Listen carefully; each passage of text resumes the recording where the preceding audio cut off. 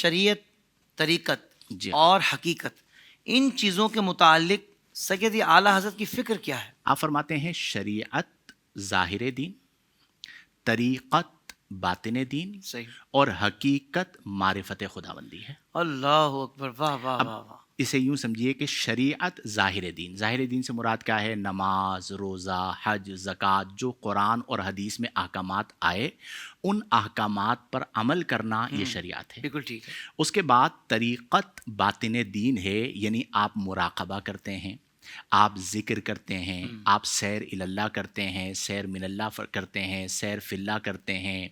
مراقبے میں آپ مراقبہ احدیت کرتے ہیں، مراقبہ معیت کرتے ہیں، مراقبہ اقربیت کرتے ہیں.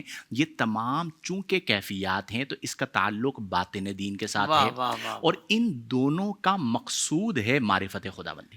ان دونوں کا مقصود معرفت معرفت. خداوندی. اب کمال آپ ہو دیکھیں گیا. کہ آپ نے چونکہ اسے فقر کہا جاتا ہے، اور جو تصوف کو اختیار کرتا ہے اسے فقیر کہا جاتا ہے. اور علامہ اقبال نے ایک مقام پر لکھا تھا کہ فقر کے ہیں معجزات، تاج و سریر و سپاہ، فقر ہے میروں کا میر، فقر ہے شاہوں کا شاہ. واہ واہ واہ. یعنی جو فقیر خدا بن جاتا ہے، فقیر مصطفیٰ بن جاتا ہے، تو پھر تاج بھی اس کا ہوتا ہے، تخت بھی اس کا ہوتا ہے، اور اللہ کی فوج بھی اس کی ہوتی ہے. سبحان اللہ. اب آپ نے ان تینوں چیزوں کو مربوط کیا. آپ نے فرمایا کہ شریعت کی بنیاد بغیر طریقت مردود ہے.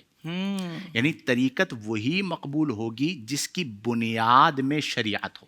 تو سب سے پہلے شریعت مینس نبی کریم صلی اللہ علیہ وسلم کے اقوال مبارک. سبحان اللہ. تو جب آپ نبی کریم صلی اللہ علیہ وسلم کے اقوال مبارک کو اپناتے ہیں تو یہ آپ شریعت پر عمل کرتے ہیں. لہذا اگر کوئی یہ کہتا ہے کہ میں طریقت والا ہوں اور میں نماز کے وقت میں نماز نہیں پڑھوں گا بلکہ میں نماز پڑھنے کے لیے مدینے جاتا ہوں اور مریدین کے سامنے بیٹھا ہوا ہے، تو آپ نے فرمایا وہ صوفی نہیں، راہزن ہے. اللہ اکبر. وہ اغوا کرنے والا ہے، خود تو برباد ہے، اپنے مریدین کو بھی برباد کروائے گا. تو سب سے پہلے بنیاد بیان فرما دی کہ شریعت کا پابند ہونا. پھر اس کے بعد فرمایا کہ جب آپ طریقت کو اختیار کرتے ہیں تو طریقت کام کیا کرتی ہے؟ اب کمال جملہ سنیے. آپ کہتے ہیں کہ طریقت آپ کے دل کو شریعت کے مطابق بناتی ہے.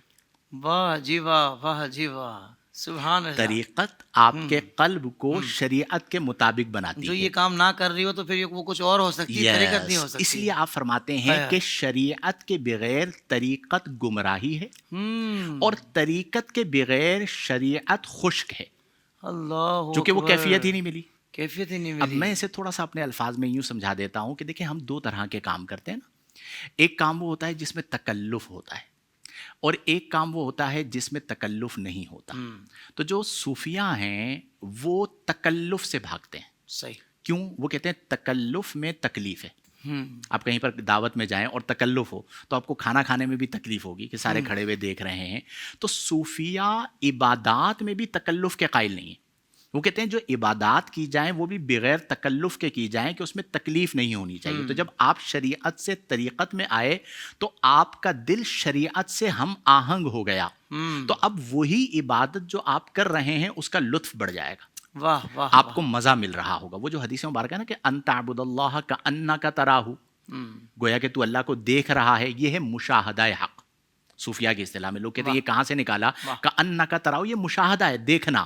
فَإِن لَمْ تَكُنْ تَرَاهُ فَإِنَّهُ يَرَاكَ. اگر تیرا یہ تصور قائم نہیں ہوتا تو یہ تصور قائم کر لے کہ وہ رب تجھے دیکھ رہا ہے. یہ ہے مراقبہ حق. سبحان اللہ. کہ قرب کو محسوس کرنا، قرب روحانی کو محسوس کرنا. تو یہ دونوں چیزیں آپس میں مربوط ہیں. اور پھر اس کے بعد آپ فرماتے ہیں کہ ان دونوں کا جو نتیجہ ہے وہ ہے معرفت خداوندی.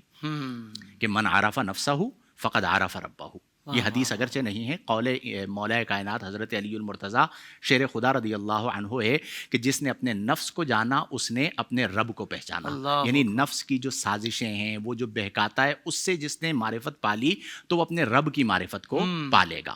لہذا نتیجہ یہ نکلا کہ جب ہم طریقت کی طرف آتے ہیں تو طریقت کس چیز کا نام ہے؟ شریعت کی پابندی کا نام ہے. تو تینوں چیزوں کو آپ نے مربوط کر لیا کہ شریعت ظاہر دین، طریقت باطن دین، حقیقت معرفت رب. واہ واہ. شریعت بنیاد ہے، طریقت اس کا ثمر ہے، اور یہ دونوں چیزیں مل کر آپ کو پہنچاتی ہیں رب کی معرفت کی طرف. اور جتنی آپ کی معرفت بڑھتی جاتی ہے نا، مثال کے طور پر کوئی شخصیت ہو، فار ایگزامپل بلا تمثیل سمجھا رہا ہوں، تو اس بندے کے بارے میں آپ جتنا جانتے جائیں گے نا، اس سے آپ کی محبت بڑھتی جائے گی. تو معرفت رب میں آپ کی وہ معرفت جتنی بڑھتی چلی جائے گی، آپ اتنا رب سے پیار کرتے چلے جائیں گے، اور پھر آپ اس آیت کے مصداق بن جائیں گے کہ والذین آمنوا اشد حبا للہ.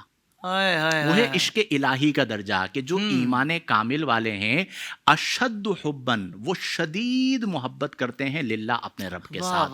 تو یہ تین چیزوں کو مربوط کر کے اعلیٰ حضرت نے بیان فرمایا. سبحان اللہ، سبحان اللہ. زندگی کے تمام شعبوں میں دینی رہنمائی حاصل کرنے اور آخرت کو بہتر کرنے کے لیے ہمارے YouTube channel Islamic digital studio کو سبسکرائب کر لیں اور بیل آئیکن بھی پریس کر لیں.